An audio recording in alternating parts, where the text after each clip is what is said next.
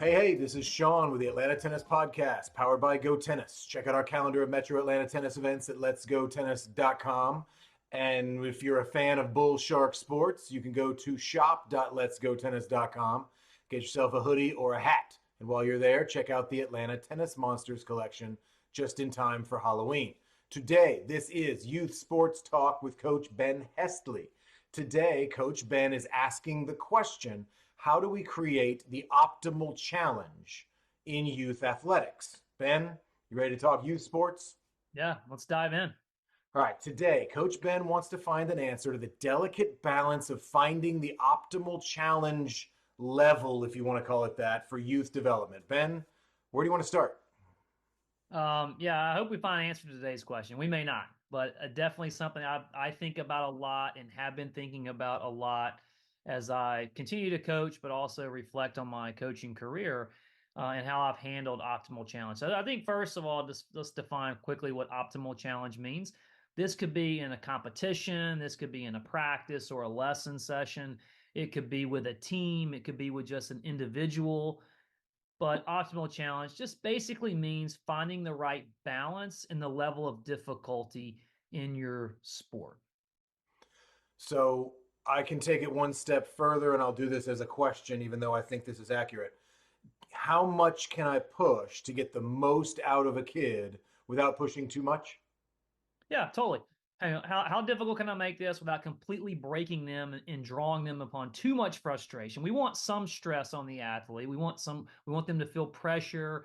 We want them to learn and learn coping skills and how to problem solve. And so that's going to happen. We're going to have to create some stress in order to achieve those. But we don't want to go so far as to frustrating the player, but we also don't want to make it too easy either. I often like in tennis, Shaun, we hear this all the time, right? A kid or parent rather will say like, we want him to or her to play with better players. We want them to play better players. They have to play better players or they'll never get better. Well, that's true, but the truth is how much better? If you're going out and getting thumped 6-0, 6-0, are you really getting any better if you have no real shot at winning any points against these players? And are you ever going to play a tiebreaker and have a stressful situation at an evenly matched match? And are you ever going to learn how to win? So I don't buy into the whole my kid needs to play with better players thing. I usually tell that parent to take a hike. I don't even want to have that conversation anymore. And it's unfortunate for new parents because they don't know why I'm sick of that conversation. Just say, go find another coach to have that conversation. You're wasting my time. But in this case, it's about how much we can push the player. And we're not necessarily talking about matches. You and I have talked about previously how we felt we were too easy on the kids in some of our classes as coaches. Now, as a parent, I'm very easy on my son. He's 2, so he gets a pass. But I don't coach him. I don't push him hard and say, "No, son, you got to do one more." When he's done, he's done. That's all it is. But the 7 and 8-year-olds, the 12-year-olds, they're not that much. They're not that far off from that. In that really, when they need to stop, we need to figure out how to stop. But if they're kind of bored and you're not pushing them enough, you got to do more. So how do we find that delicate balance? Yeah, and I think part of it is progression and regression, right? Is simply in a private lesson, it's pretty easy for the most part. You can look at the player. Okay, are they achieving this task pretty consistently? All right, yes, let's move on. Let's make it a little bit more difficult. What are some elements I can add to this drill or game to make it more challenging? If they look like they're not doing well at all, missing every ball or not can't make the shot or whatever the case may be, okay, we need to regress the drill and let's Time to find a way simplify. to simplify it to make it easier for them. Right. So in baseball, for example, if they can't hit a pitch, a tossed ball or a thrown ball, maybe we put the ball on a tee, make it a little bit easier. But I don't really want to talk too much about drills and progressing drills and regressing drills. I want to focus more on something you kind of hit on was the environment, right? The environment we're creating for our kids. Does the environment have optimal challenge in it? Is it too difficult? Are we pushing kids too much? Or are we making it too easy for them? Let me try an example. I remember training in my academy during high school, and I'm picturing, 4 courts and 16 kids. And it was fantastic because at the end, we'd end up playing tiebreakers. You'd end up playing some competitive scenario at the end. And every once in a while, I'd get the 10-year-old as a 15-year-old. Or every once in a while, I'd get the guy that nobody can beat. I'm like, oh, man. But I realize now when I look back, it wasn't that the coach was trying to get me the perfect matchup every time. It was getting different playing styles and one that I'm supposed to win and one that I'm probably going to lose. And then every once in a while, you get that perfect matchup. So in that case, it takes a coach that understands the aspects of each player and putting them together. And as a parent here, I need to look at that. We talked about how to find a junior academy in another series. We've talked about how to find the right coach. And in this case, does the coach understand those optimal challenge levels without just walking in and saying, my kid needs to be on the top court to get better, to play better kids? The parent doesn't always understand this. Is there a way to describe this to the parent in a simplified way? Um, Possibly, right? Possibly. I think I had a coach just like you did. I had a coach, and coach would say you want to have three different types of matches. You want to have the matches you know you're probably going to win, unless you completely screw it Or up. should win, yeah. Right, you should win. You're going to have the matches you know you're probably going to lose, but maybe you hang around a while, and 10% of the time you catch a guy like that on a bad day and you win. But pretty much you're going to lose that match. You know it. How many And then games can you win, right? yeah, right. And then something in the middle that could kind of go either way. So it's like play a match that you know you're going to win, play a match you know you're going to lose, and then play a match that could go either way, right? And that's kind of for us. That was the environment of optimal challenge that we lived in, right? I think sometimes we view though where I think where parents they're scared of the loss. They're scared of the failure. They're scared of missing the shot. They're scared of the kids striking out. Right. I mean, we often talk about the tennis parent in one match. The kid gets blown off the court, and the mom or dad's going, "Well, you should hit the ball harder," And so the next match, she hits the ball harder, but she misses a lot. And they're like, "Well, you should just keep the ball in, just keep it in." It's like, well, which one Right. is it? And it depends. It could be both. But All of it, right. yeah, right. But That's I the think fun part about tennis. right. I think there's a thing out there now called safetyism that I want to bring up, and safetyism, we know we want our kids to be safe, right? And we obviously know they want to be physically safe, right? That's why we wear helmets for batting, or that's why there's protective gear when you play lacrosse, and that's why you shouldn't rally when there's a ball rolling across the court. You should be cognizant of that. That's why we have a let. You can call let if something dangerous comes on the court that could cause a sprained ankle or a broken arm.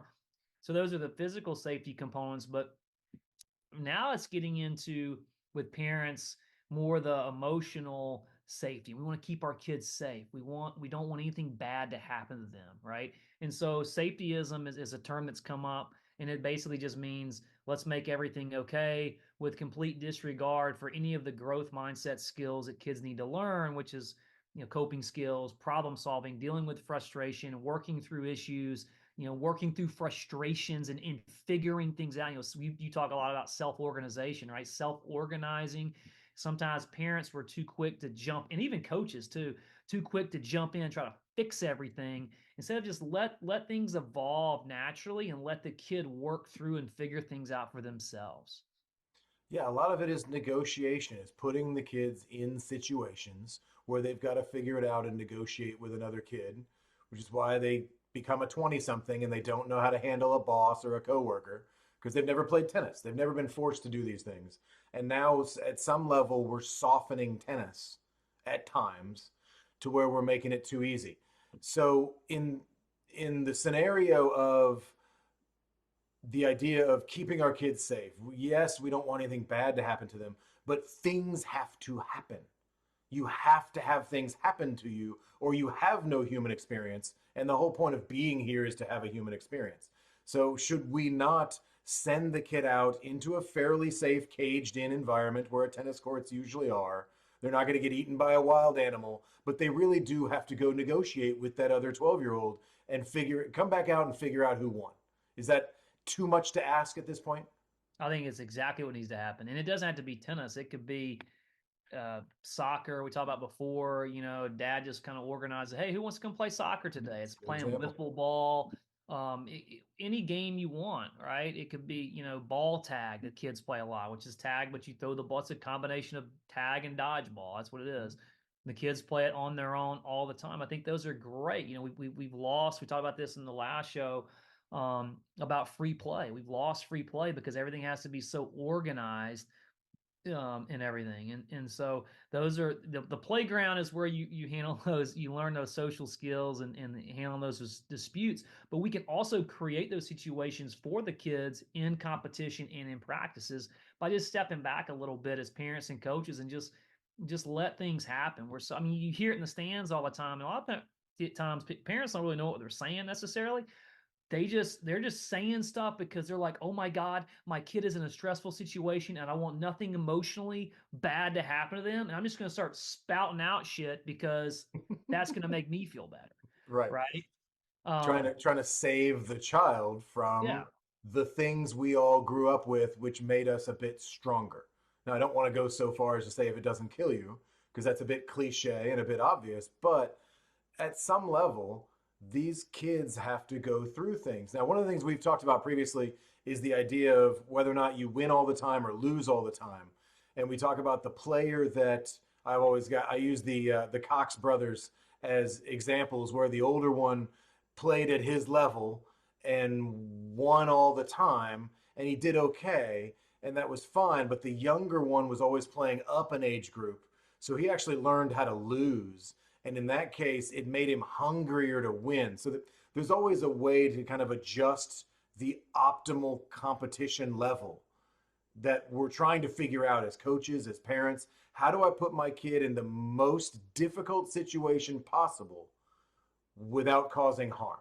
And is that something we're kind of too soft about these days? Yeah. We're totally too soft, and I'm not here as I mean, I'm with you. I'm a parent. I'm a coach. I look back on my coaching career, my parenting life. I feel like I've made it too easy a lot of times, or haven't pushed the envelope enough, whether it's in competition or in practice.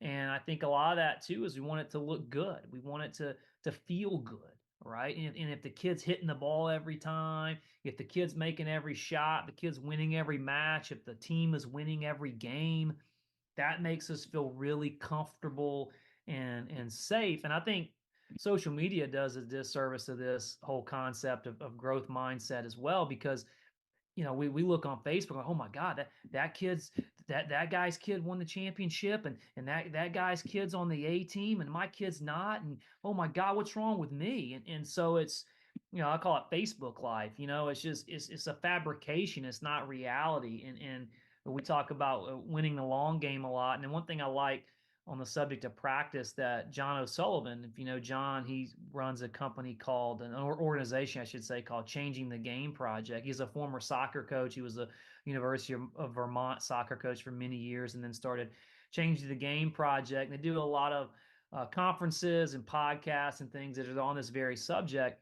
And one thing John always says is, let it be ugly.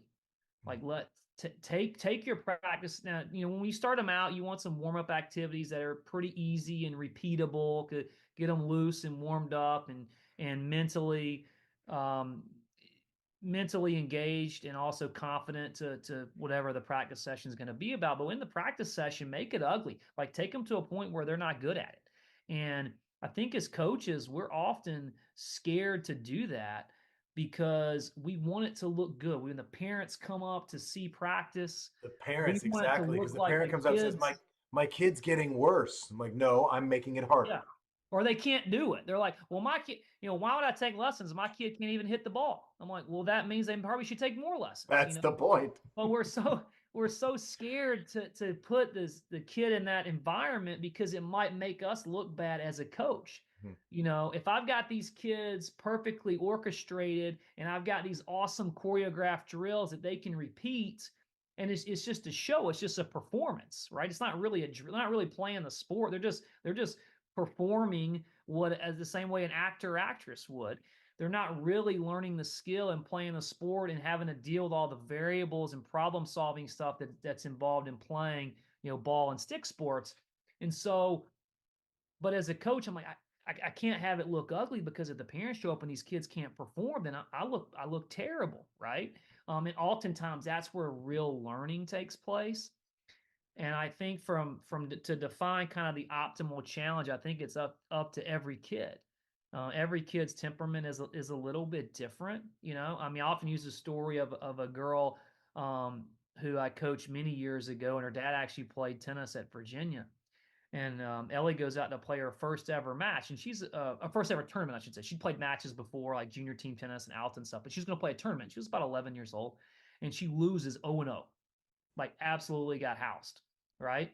And she comes off the court, and as she's coming off the court, the dad's like, "It's going to be a while before we do one of these again." And Ellie comes off, she goes, "That was so much fun." And we're like, "What?" And she's like, "That was great. That was so much fun. I got a lot of," and she didn't get blown off the court. She was in a lot of the rallies, and she did win several points. It's just obviously she wasn't near as good as this kid. And so, over the course of the match, the girl just won every game, right? And so it wasn't a total blow off the court, but definitely the girl won handedly. And Ellie was like, "It was fun. We had some rallies. It was great. I learned some stuff." Like, she's like, "This was just so much fun." And her parents were like, "Are you serious?" But some kids will come off the court, go, "I'm never playing tennis again in my life. Throw the rackets in the trash. I'm done. This sport is stupid," or whatever. And so it just depends on the temperament of your kid and what they're able to handle, and how we can move that child forward, and have them have appropriate challenges that are going to help them. Appropriate challenges. Maybe that's it. Is that kind of how we want to leave it? Like, what's the last thing you want to say to be able to say, hey, this is, if we're going to get closer to having an answer, because this might be unanswerable. As you said, Yeah. every kid's different. Every coach is different. So unless every kid has a private coach and it's always private, and that's not how this game works. If you got group lessons, if you got teams, it's all individuals. So much so that we have to make those adjustments as a group for each player. This may not have an answer. It's hard to have an answer, because every kid's an individual. Every kid's different. Every parent situation is different. Like you mentioned about the Cox brothers, the older brother going to have different challenges than the younger brother, right? We always talk about usually the secondary and third siblings do better, because they're like, whatever, they don't care as much, right? There's a lot of pressure on that first kid to really showcase for the family how great and wonderful of athletes we are, right? The younger ones don't have that as much pressure most of the time. But I think that you're going to have to take your kid or put your kid rather in a situation where they're a little bit frustrated, a little bit stressed, especially when you talk about team sports. In individual sports, you can kind of pick and choose what tournaments you play or what competitions you engage in. But in team sports, you're a team. And if you play a soccer team that's 6 inches taller than you today and runs a lot faster, then you're just going to have to face that team that day, right? If you're on a baseball team or a softball team, you can keep your kid as safe as you can be. But if that other team happens to have a pitcher that's throwing the ball 90 miles an hour that nobody can touch, that's just the way the game goes. And we have to prepare these kids the best we can, realizing I think to sum it up, it's about the kid. It's not about us. So ask ourselves, what can we do to help the kid the best that we can?